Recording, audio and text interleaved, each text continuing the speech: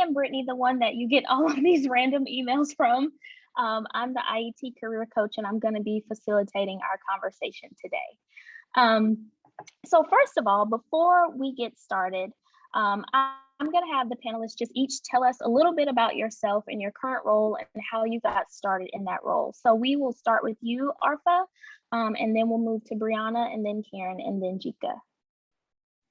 Awesome. Welcome, guys. Thank you for being here. I'm excited to share my background. As Brittany mentioned, I'm a graduate of Northern Virginia Community College, Go Loudon campus. But I joined Shore Secure Solutions about 5 years ago when I wanted to get an in consulting. And basically, I used my marketing, digital marketing, data-driven sort of background to join on an analytical role at the client was NASA. And basically, during the transition onto that project, somebody was building out a cybersecurity team, met me and my colleagues, and passed on this analytical project to us, and basically thought we were really sharp and asked us to join the cyber team. So that's sort of what started my career in the cybersecurity space. It's been a joyride in terms of just keeping up with tech and learning that there's constant exploits being discovered every single day. Of course, with the SolarWinds breach that happened earlier this year, where we've had just been scrambling to keep up with government mandates and things like that. So it's been an exciting career for the company. I've also evolved my role because I really enjoyed working and talking to customers and clients to work on the business development and capture side as well. So my role evolved slightly from just client facing to also working on growth in terms of strategy and revenue for the company. So that's a little bit about me. Back to you, Brittany.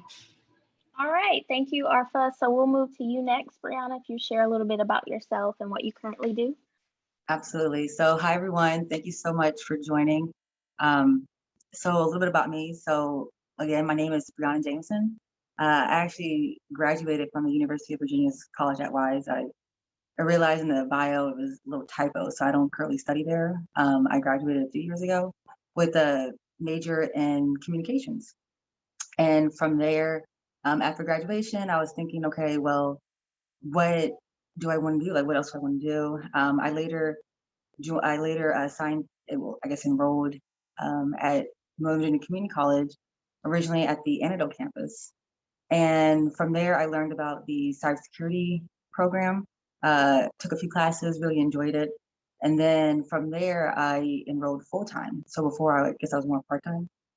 Later enrolled full-time in their program, and I graduated 3 years ago from there. And ever since then, I've had a couple different jobs, a few internships. I also worked a help desk job at Nova, the Alexandria campus. And so from there, what I'm doing now is I'm a project coordinator. So I work in the project management field. So as you can imagine, it's a little different than cybersecurity. But I work at a technology company, so that blends in well with the degree. Also having a degree in communications is it's super awesome because you can do so much with it. And so I'm able to use those skills from both degrees in my current job now. And the current position I'm in now, I've been a project coordinator, AKA a junior project manager for a year, and it's been great so far. And I'm really excited to be on this panel. So hope you all enjoy it. So thank you. Back to you, Brittany. All right, thank you, Brianna. Next, we'll go to you, Karen. Hey, everyone. Nice to meet you virtually. There's nothing really interesting about me. This question's always so hard. I did go to Virginia Tech for both my undergraduate and my master's degree. Undergraduate is in political science. My master's degree is in philosophy. You might wonder how in the world do these two backgrounds land you into technology? Well, surprisingly, a lot of people are probably like that. The more people I've talked to, the more I realize that they don't actually have degrees in what they actually are doing for a living. So, but I currently work in Digital Realty. I get to manage the design and construction and commissioning of data center projects. So our company builds out big buildings that house the computers that basically run the internet, right? So I get the lucky job of designing those spaces, and it's really fun. So I don't know, I just really enjoy my job. It's challenging, and like Arpa said, the technology is changing all the time. So keeping up with that and making sure you're relevant to the client's really important. So there's a lot of fun things that I get to see and I get to do. So it's cool. Anyway, that's me. I think that was the best explanation of what a data center is that I've ever heard. It was so simplistic, but it got to the point. Thank you, Karen. Next, we'll go to you, Jika. Hi, everyone. It's so good to be here with you. My name is Jildis. I go by Jika or Jildis, and I'll try to keep it short to summarize how I got to where I am now. I moved to the United States at 19 years old in 2014 as an exchange student. And it was challenging to transition my life to an entirely new country, but I overcame these challenges by pursuing my goal to continue my education in the United States. And then after completing my English courses, I discovered the program called Year Up. It's a 1-year intense workforce development program that offers technical skill set to jumpstart a career in the information technology field. Then later I interned for Maximus, 6-month internship as an information security operations intern, where I assisted their threat and vulnerability management and collaborated with the Security Operations Center on security challenges and solutions. After my internship, I graduated from Nova with an associate's degree in cybersecurity. Then after my completing Nova, I continued my education at George Washington University, where I'm a senior. I'm going to graduate in May 2022. I found myself interested in cyber risk management, assessing the risk, threats, and identifying the trends, and then providing the recommendations of countermeasures. You can reach me on LinkedIn. Feel free to connect with me on LinkedIn, and please let me know if you have any questions. Thank you. Thank you, Jika. And like she said, you can reach all of these ladies on LinkedIn when we will be sharing their LinkedIn profile information after the session is over. So don't worry, you will be able to connect with them. So let's jump into the questions. So we are not going to waste any time. We're going to jump right in talking about gender diversity. So our first question is, and we'll start with you, Karen. A 2020 CNBC study showed that tech is still struggling when it comes to gender diversity. Women make up only about 28.8% of the tech workforce. As a woman in tech, what have you experienced or witnessed other women experience as being a hurdle for you or them entering and thriving in the field? This is a very good question, a very hard one. So as many of you probably already know, being a woman in this industry, we're outnumbered. So I think the fact that knowing that we are going to basically be the only woman in the room, or maybe now there's 2 or 3, that could be a lot. It could be very put off, right? Put offing, because then you feel, well, gee, should I not sit at the table, right? Because there's a bunch of men there, right? So and they will just go walk in. I've read about it. I read this book called what's it called, like Same Words, Different Languages, and they talk about men will walk into the room and just take a seat at the table like they deserve it, right? Women, we have a different perspective. We walk in and we make sure everybody's sitting where they need to sit, and then we'll sit in the back. That's just who we are and how we kind of process.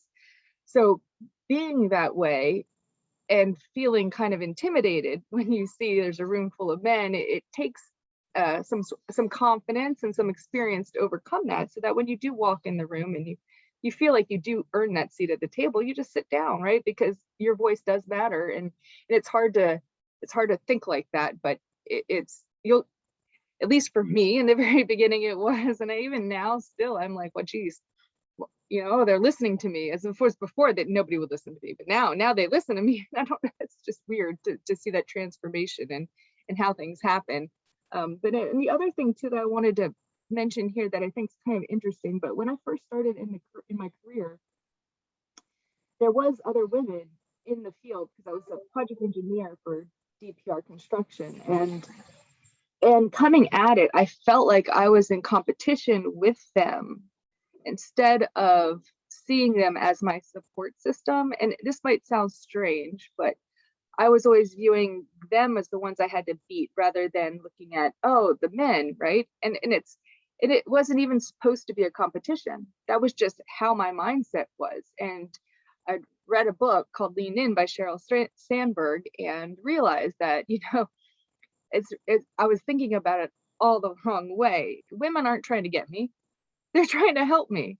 And I was being the bad one. And so after I read that book, my view of women in the workforce did a complete 180, and I became the 100% supporter of all the women in the room and pushed their ideas, pushed their voices, because I didn't see it before like that. Now I do. And that's why I join groups like this. And I really try to promote women all over the industry, because I think it's really important that we do use our support network. And so anyway, it was just an interesting thing that I had to deal with, or I worked through while I was starting out in my career as being a woman in the industry.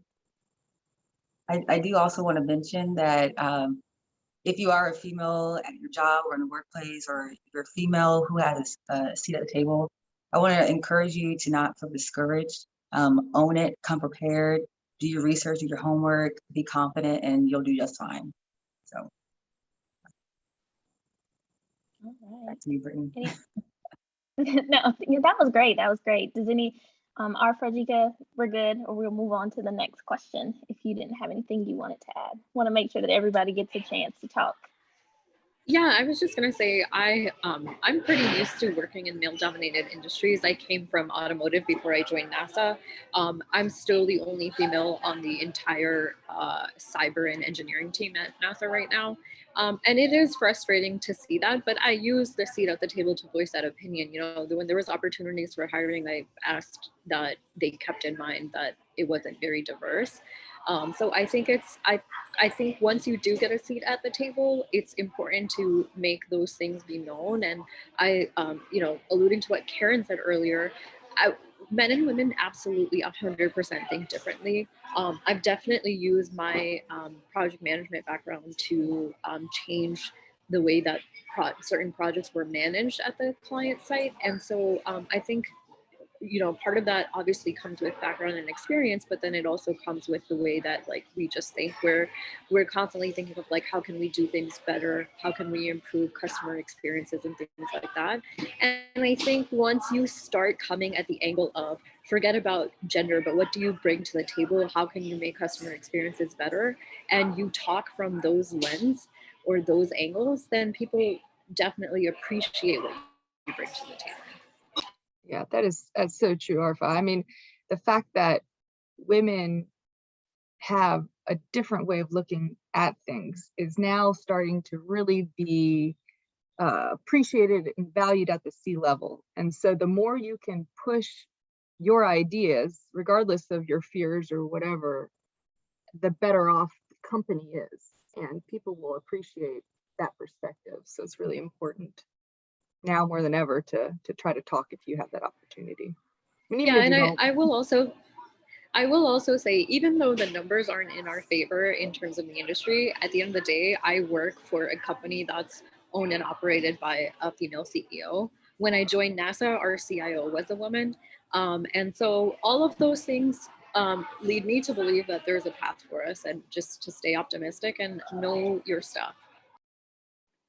I like what you just said about knowing your stuff and staying optimistic. And a big part of that is building up that confidence within and then validating yourself internally.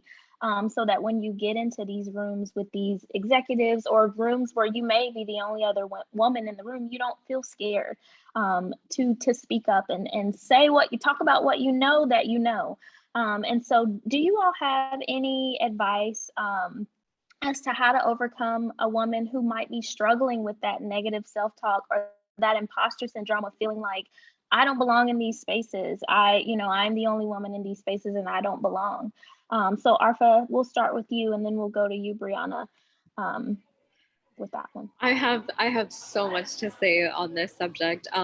So number one, coming from a completely different industry, a different background. I actually got my degree in marketing, used my analytical experience to join consulting, which led to cybersecurity. At the time I joined my team, my colleague came with an engineering background, which I did not. And it was very intimidating to be in a new environment with someone that had understanding of the technical aspect of things, but to know. Uh-oh, I think we're losing her. We're losing you, Arfa, or we lost her. Oh, there are days where, in the days that it did, questions, I clients Arfa, asking what they want or Arfa, you're breaking up. We can't hear you. Like you're going in and out.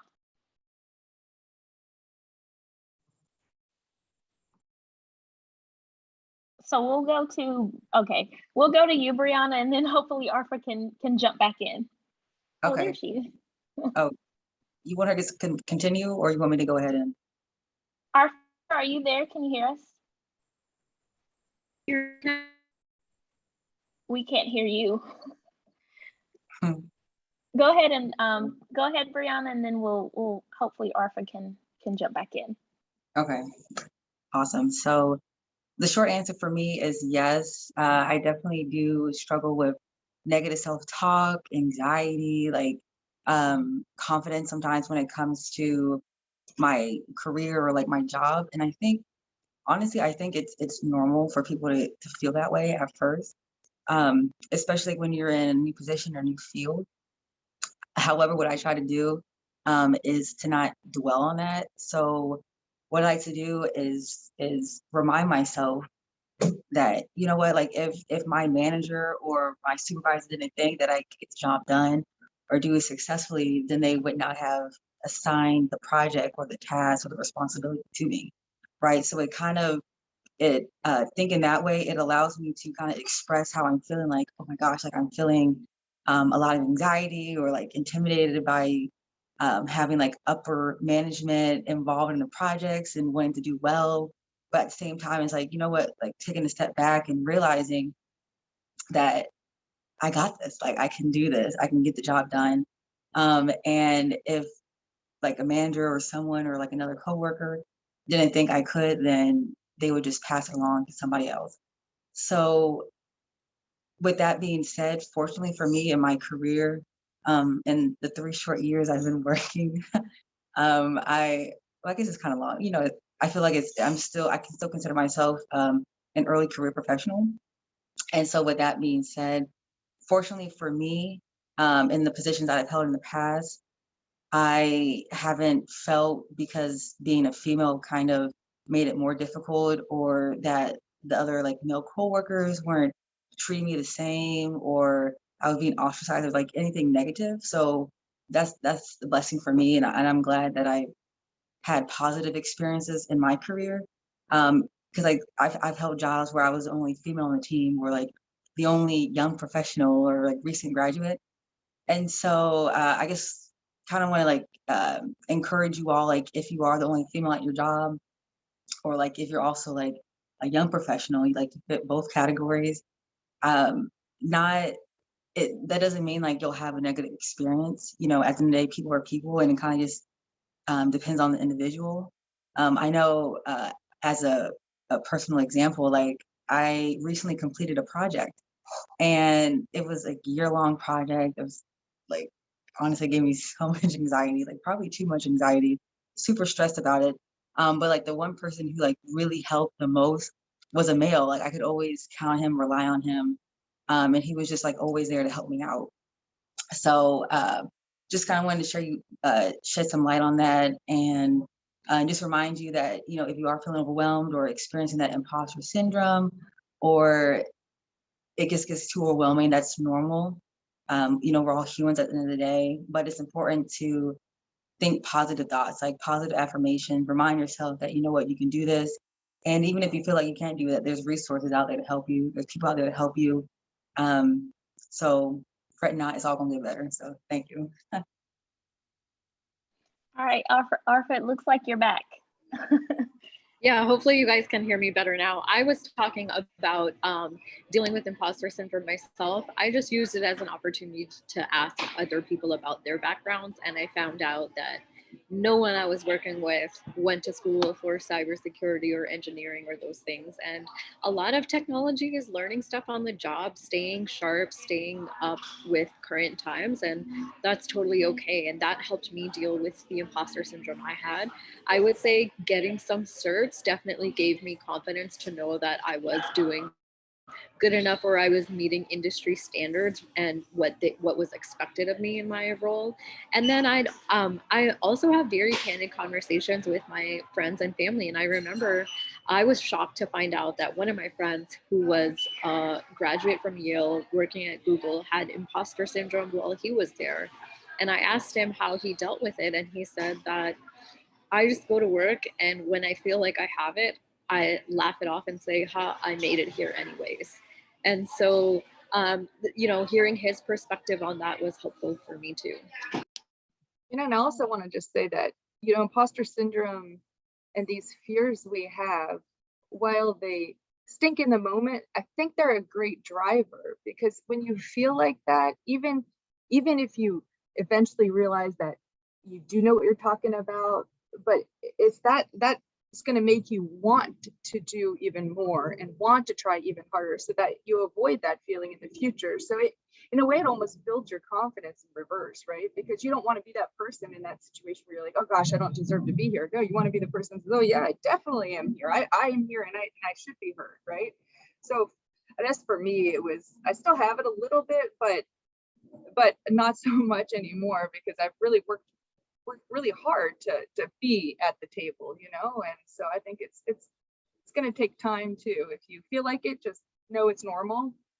Just work your way through it.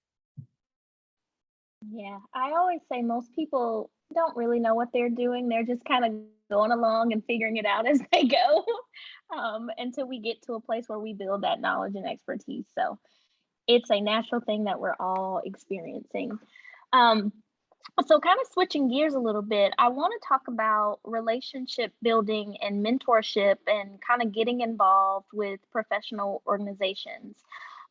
So what role has mentorship and relationships with other women in tech and men played a part in your career? And I know we've already kind of alluded to making friends with folks and reaching out and people helping you on projects and stuff. But Karen, we'll start with you. If you could just share a little bit about how relationships have played a part and how students can start building those relationships. And then Jika, we would love to hear from you about all of your involvement in professional organizations. Yep, sure. Sure. I just trying to think of where to begin. Let's put it this way: I wouldn't have the job I have today if it wasn't for my mentor. And he has been, or he's retired now, but because of him, I've really been able to grow in this industry, and it's been amazing. And I never really would have known or anything that he was not necessarily mentoring me, but he appreciated what I was doing. And because of that, and because he appreciated what I was doing for him, he created avenues for me that I wasn't expecting necessarily. So even though I jumped jobs a couple times, he was always right there. So for instance, I was working with him a lot while I was at DPR doing sequence of operations things. And through my discussions with him, I ended up moving and going to Iconics, but he hired me part-time while I was there. So 50% of my time I was actually working for him at Digital Realty until they could create a position for me at Digital Realty, in which case then I came over and worked for him full-time until he retired. So and I'm just saying that as an example because it's important to know that even if you don't realize it, people are there to help you, and you might not know that that's what they're doing, but you have to always be open to having relationships with anybody, whoever they are, right? Because when I was at GPR, he was like way up high. Oh, why is he talking to me, right? Like, I don't, but you just got to keep your eyes open and always try to build relationships with everybody you meet. There's another example that I think is really important in stuff that I just do is when I was started at DPR, I was doing a Young Constructors Forum for AGC at DC. So I was on their leadership team. And then when I went over to data centers, I actually went and started working with 7x24 Exchange, which is another professional organization. And I have met so many people. And at that panel, through those connections, I got invited to speak at a panel at one of the 7x24 events. And then from there, I was asked to be on the board of 7x24. And then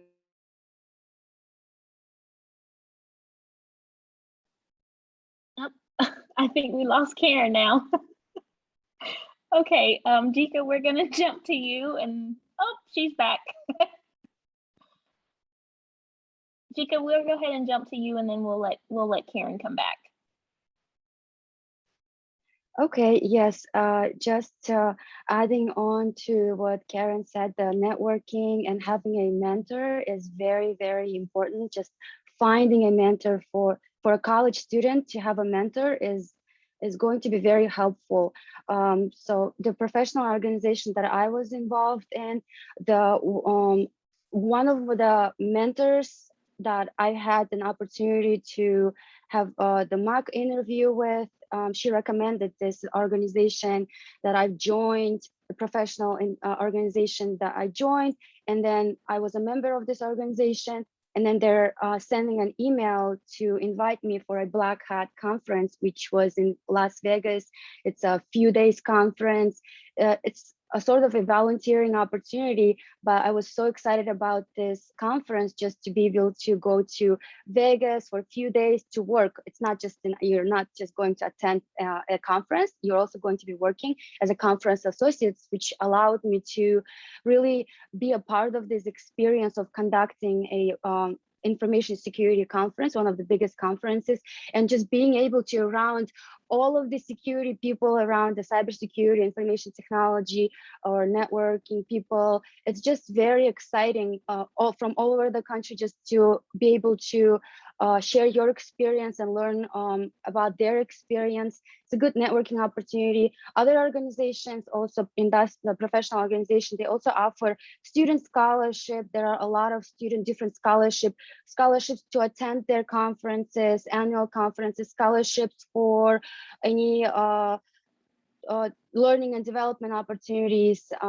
Yes, so definitely also, as Karen also said, that it's very important to be able to open for any relationship. So for example, when I was in my English class, English 111 class, I had a classmate who shared with me about the information about Europe.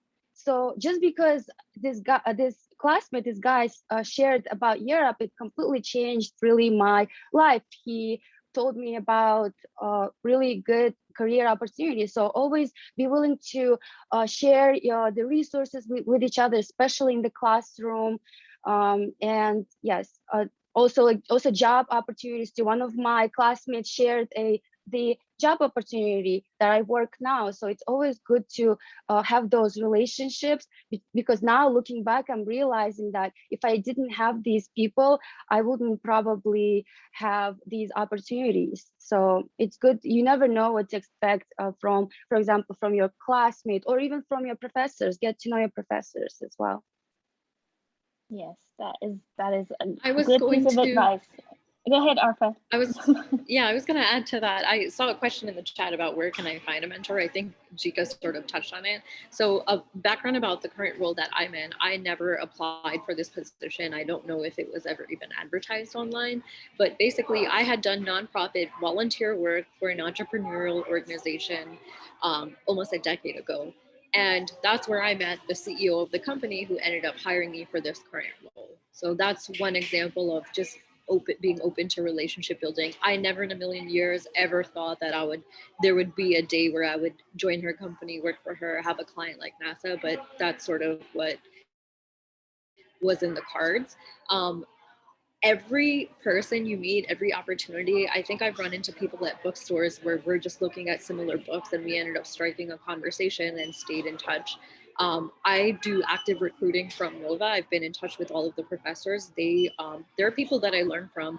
I remember Nova had a cybersecurity conference and I just asked them if I could attend since I'm like always actively recruiting from there. And I learned so much being in some of the sessions. I remember when I was pursuing my undergraduate degree, one of the professors that I had for a 100% online course was just someone that I interacted with, thought they were very bright, reached out to them, asked if I could like run things by them that were not related to that class, and we're still in touch to this day. So in terms of like finding a mentor, they're everywhere and you absolutely have to do it. I don't care if you haven't finished a degree. I don't care if you don't have relevant job experience. If I find someone that doesn't have a mentor, I don't think that they're going to make it, because it's just not one of those things in any career that you can get through without having other people supporting you, helping you, coaching you, and people that you can learn from. So the moral of the story is put yourself out there. Don't be afraid to put yourself out there and step out of your comfort zone. Karen, you're back. Do you want to jump back in? Sure, thanks. I was just trying to go through and explain how relationships within professional organizations have also helped as well. So like back for what I was talking about, the panel, because I was on that panel, I was actually asked to be on the board of 7x24. And then once I was on the board of 7x24, I was asked to be the chair of our Women in Mission Critical Organizations group, which is awesome and amazing. And from there, I was elected to be the next president of the entire organization. So I think it's just really important who you talk to and the organizations that you belong to. You can find leadership opportunities there and really develop yourself professionally in wider circles. And speaking of not having to apply for jobs, right, and finding those jobs that people don't really actually advertise for, I have not interviewed for a job since I worked at DPR, right? Everything I've done is through relationships, and people know how you work, who you are, they like you, they respect you, they think you're an asset, they want to hire you, and it's pretty great like that. At least in our industry, it's very tight knit, and it's really great in that sense. And everybody knows each other, and it's really important to always do the right thing and be a good person and work hard. So. Absolutely. So I think we might have. Oh, go ahead. Sorry, Brianna. Go ahead. Okay, I'll make this really quick.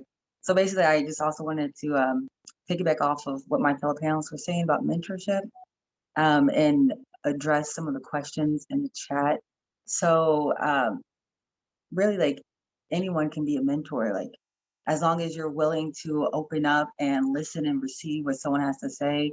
It's not like you have to go out and find like an organization or like someone to be like an official mentor.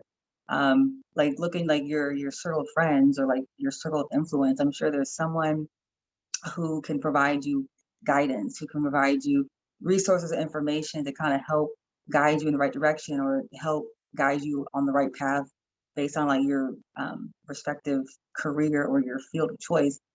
And so I just want to encourage you all to keep that in mind. Of course, organizations are helpful too, because it helps with networking and meeting new people. But sometimes that might not always work for everyone. And, you know, we're working from home. And so I'm sure like a lot of meetings and organizations are still kind of doing it virtual. So it adds like a little bit of a challenge. But yeah, definitely look into like your circle of friends or your if you're working like your colleagues, like there's always someone out there who's willing to help and guide you in the right direction. And with that being said, it's important for you to also give back if you can. If you're in a position where you've been working in your field or like in your position for a while, and you feel as though you can shed some light on it to someone else, like to another coworker or to the next generation or something like that, then definitely do that. Uh, we all succeed by helping out others.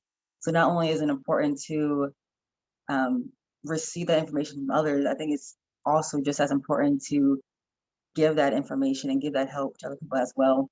And then also, I noticed in the chat, there was a few questions I mentioned, like where to find jobs in cybersecurity, or like some people were concerned about their age, or you know, like like their life, like having children, stuff like that.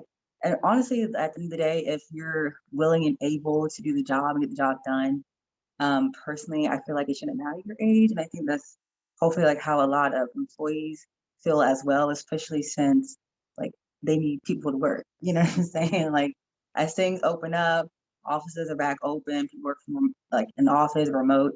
Um, they need somebody who's willing to work. So definitely don't feel discouraged that you're of a certain age or like, you're a working mom. Like if you want to work, apply.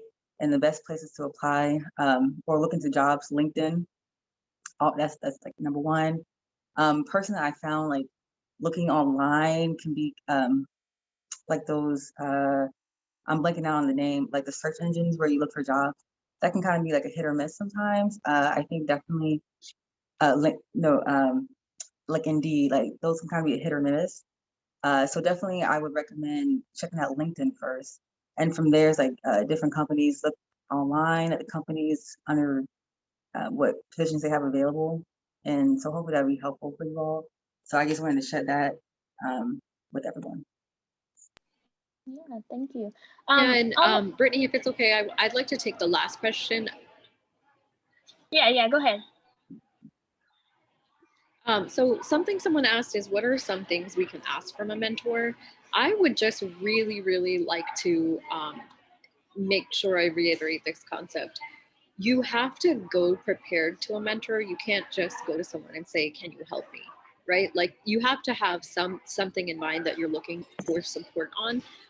One of the faux pas that I'd like to share, there was a person, a family member actually, that had reached out to me to connect with a friend of mine in an industry they were in. So I got him in touch. They basically, this friend of mine took out time from their day to meet with them and mentor them as to how they could enter that industry.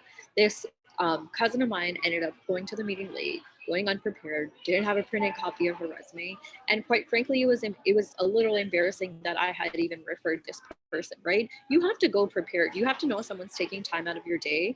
Be thoughtful about their time. Be thoughtful about how you're going to use it. So when you're looking in a mentorship relationship, you can go to someone for general career advice. You can go to them for whether you want to take a job or not, whether you want to, I've gone to my mentors for salary advice. There's tons of different things that you can speak to your mentors about, but you have to go prepared. You have to say, I'd really like to run XYZ by you. I'd like to know your thoughts on this or that. Or I've gone of situations in workplace environments. How do you think I should handle XYZ happening on this project? How do you think I should handle so-and-so on my team doing A, B, and C? And so there's lots of different things you can go to a mentor for. Just be very thoughtful about what you think that person has in their background that can help you. I can share an experience from this year. It doesn't matter where in your career you are. I was applying for a position in a very competitive program for people in government.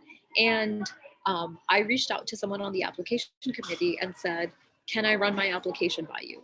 Right? And I prepared all of my answers. I submitted it to them. I submitted it to them well before the deadline, so they had time to respond. Those are the kinds of things that you look for in these opportunities, right? Is what are the specific areas that this specific person could help you in? And that's why I think people need many mentors. I don't go to the same people for the same things, and that's important too.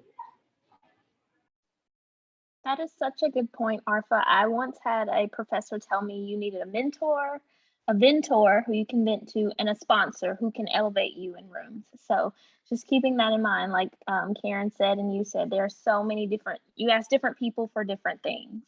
I think we have time for maybe one more question before we jump into some of the more specific questions in the chat. And if you have like very specific questions about like your degree path or your career path, you can schedule a coaching appointment with me one-on-one, so we can answer some more of those specific questions. I don't have any more for September, but the October calendar will be opening up soon, and I'll send you all the link to sign up. So just keep that in mind if you don't get your specific question answered today in this session. But to end on the questions that I'm going to ask before we jump into the chat, it's just, what advice would you give to the students who are here today, who are pursuing these different tech fields? Just any parting words that you want to give to the women who are on this call today. And we will start with you, Arfa, and then we'll jump around. I got thrown off by Karen's remark back to one of the chat answers, but I would say, again, general advice is you have to come with your A game, right? This is not an industry where you get a degree and you sort of just say, I went to school, I finished my degree, and now I get to just do this one job and do it the same way forever and ever. This is not the industry for you then. Technology is rapidly changing, evolving. You've got to learn to stay on top of trends, make sure you're constantly learning, learn from your peers, learn from each other. I can't tell you the amount of times I ping colleagues for advice or say like, XYZ, what happened? How are you guys handling this? What are you guys doing? And things like that. Like, it's the more collaborative you are, the better it is for you. And just hearing some of the stories from other panelists, it goes to show that being open to relationships, being open to ideas, opportunities, that's what leads ultimately to growth. And you really have to put in the work. I'm seeing a theme in some of the questions is, this is where I am at my life point today. And none of that matters if you're willing to get the job done, to do the work. It doesn't matter, you could have a degree from any school, but if you're not willing to put in the hours, put in the work, stay on top of your A game, it just, it's not going to work out well. And I see people like Jika, I'm completely floored by her story. Those are the stories that amaze me every single day, that people come with different backgrounds and they just put in the work. It's a day at a time. It's one habit at a time that they're just building.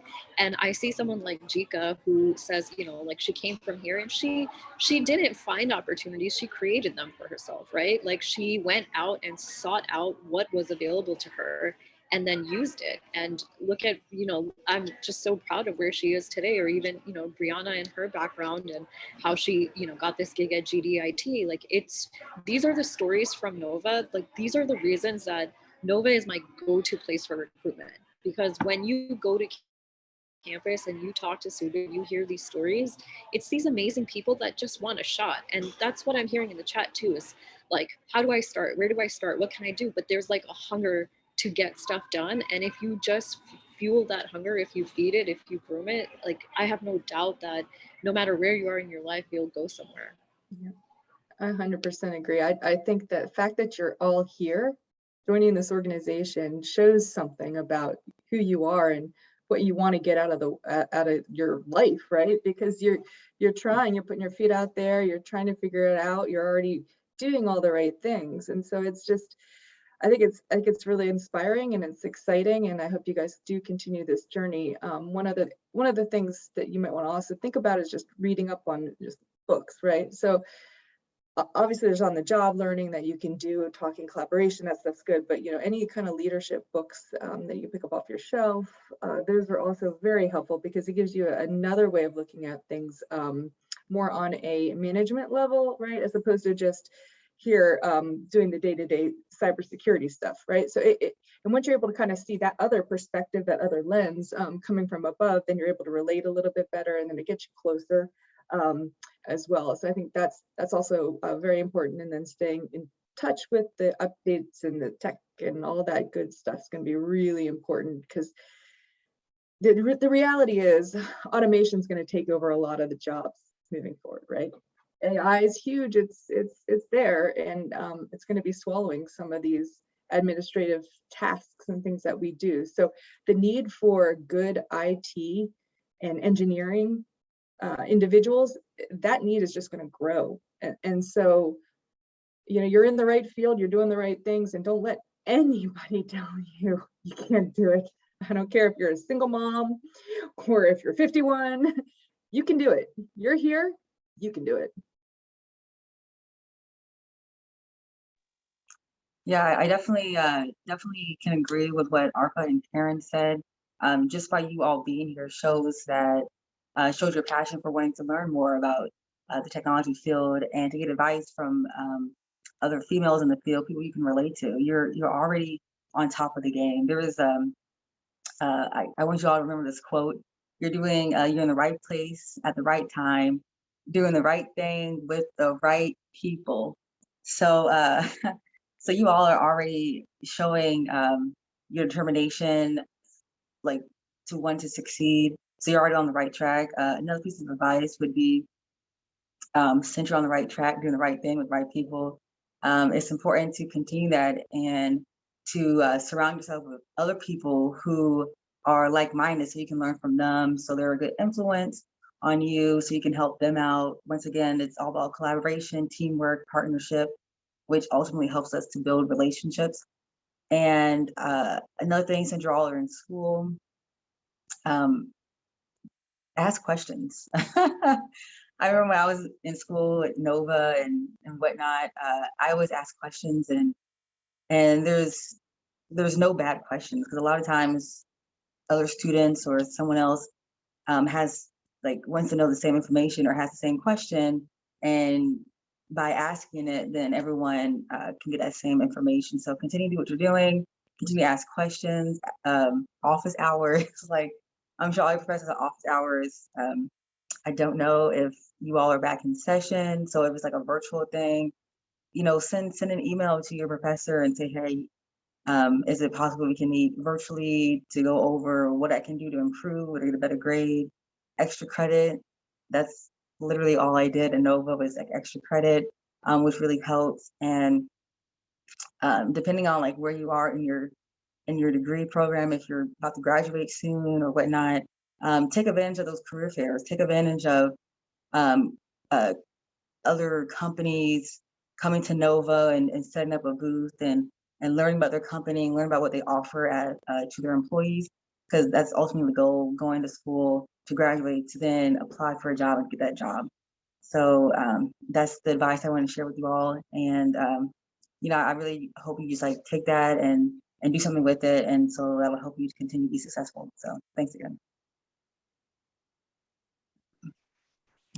And just a little piece of advice from me, as I was a student at Nova as well. So I was just like you attending these workshops, and I've met Karen in one of the workshops. We had a mock interview with her, and the other workshop I attended that Nova offered, I met a mentor through that workshop. So definitely take advantage of these development and learning opportunities that Nova has to offer, something outside of your class, extracurricular activities. The other advice I would give is definitely networking. Always be willing to learn from others. So because IT is field, you're going to be studying with people who are going to be maybe cybersecurity or computer science or working in the IT field. So it's good to have those connections and share those resources between each other. And studying for certs, sharing the resources for passing the cert. And also the other advice I would like to give is internship. Look for internships, paid internships, unpaid internships, anything that interests you. If you're working, just like I was working during the college, of course, it complicates a little bit, but be willing to also work on your time management, write down all of the due dates and whatever works for you. For me, I write down things, I like it, it's better for me. Some people like using apps, some people like using just writing down visual vision boards. Yeah, so the other advice I would like to give is volunteering opportunities. It's also get yourself involved in the community service, anything that's available out there. Be willing to just apply. There was a conference that was going to the Nova sent out for Nova students to attend the conference. I believe it's called Circle of Change, but they, due to COVID, they had to reschedule it. So Nova sometimes sends invitations for these conferences. Also, just a couple more advices I would like to give.